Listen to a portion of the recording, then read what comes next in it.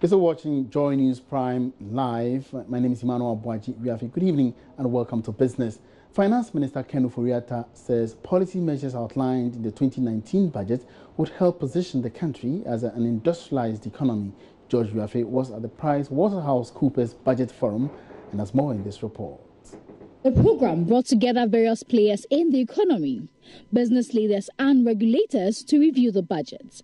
In his address, the Finance Minister Ken Ofori-Atta said the budget has the right policies that would help grow the economy. The issue of having a sense of stability and therefore filling quite a bit of the holes, there's still some to go, is now to propel ourselves forward and test, our mettle as a republic. This year's budget is essentially expected to lay down the pillars and foundations needed to build what we call a 1,000-year economy of peace and prosperity, infrastructure being a key priority, and industrialization to make sure that we have a thriving, creative economy. He also talked about the fact that the biggest fears are issues with meeting the review targets. A big challenge for us is going to be what we do with GRA and the ports as a signal to how serious we are, and what we do with prosecutions going forward. So we will be working very, very actively with the Auditor General and the Special Prosecutor. We have 10,000 NADCO people who are joining the GRA revenue force. Country partner at PricewaterhouseCoopers, Vish Ashiagbo, has also described the budget as a document that would aid growth of businesses. In terms of learning our lessons and where we need to go, I think it's clear. You see from the issues around stability, macroeconomic stability, and the need to maintain that. For me, that's the primary thing, because we've seen that there's a continued emphasis on that. You see that the budget foresees a little bit more expenditure than in previous years. That is why the deficit is going to widen just a little bit, but certainly still within the 5% ceiling that we're working towards. So all in all, I think the budget does touch on the key things or where we have to learn lessons, just as you said. President of Ghana Bankers Association, Al-Hassan and Dani, noted that it's critical for government to put in place measures that would help bring about some fiscal discipline because of its impact on the banking sector. All of that should be looked at in the context of what government aims to achieve in terms of the fiscal deficit after doing everything that they've said they will do. If they're able to keep that fiscal deficit at the 5% mark, at the 5% mark, then we're not going to be accumulating that volume of debt. We're not going to be increasing the level of the appetite to borrow and raising that interest rate. However, for some participants at the program, even though they welcome some initiatives in the budget to boost revenue, they still think they are being overtaxed. Now, as Ghana joins the rest of the continent to mark African Statistics Day, Board Chairman of the Ghana Statistical Service, Dr. Grace Bediakon, is calling on both the public and private sectors to make good use data provided by the Statistical Service in their daily operations. She says proper use of data is one of the surest ways of attaining the Sustainable Development Goals.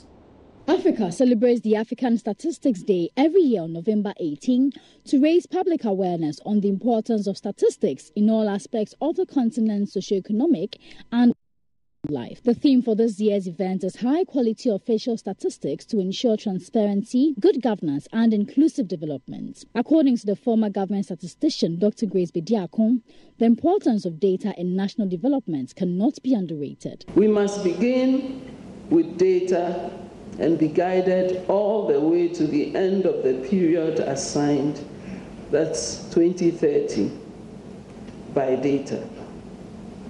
We are to leave no one behind and tackle those furthest away first.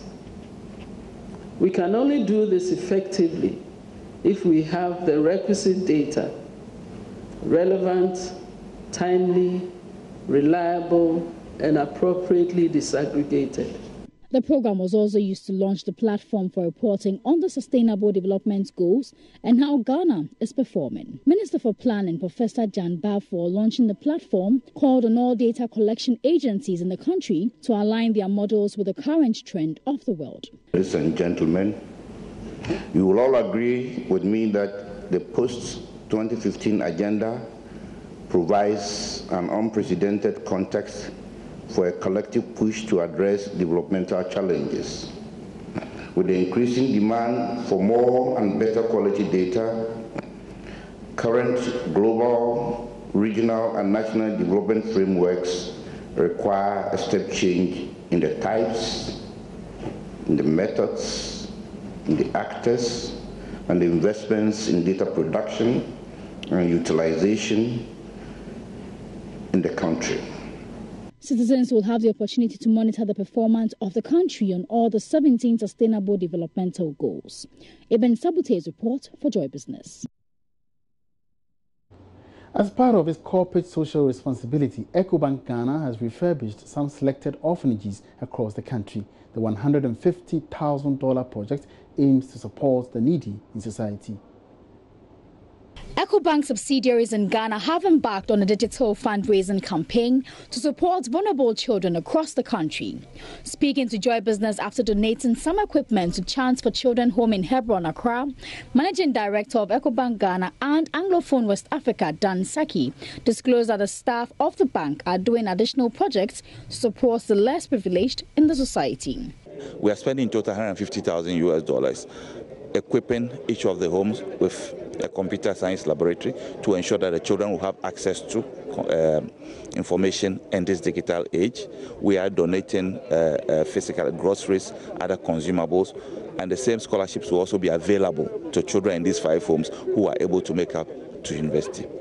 Today is special because we are not just donating, but staff of Ecobank on each Ecobank day are dedicating their time to spend their time with the children and also in mentoring them, not just today but on an onward going basis, so that children will have access to the very best of care that we can.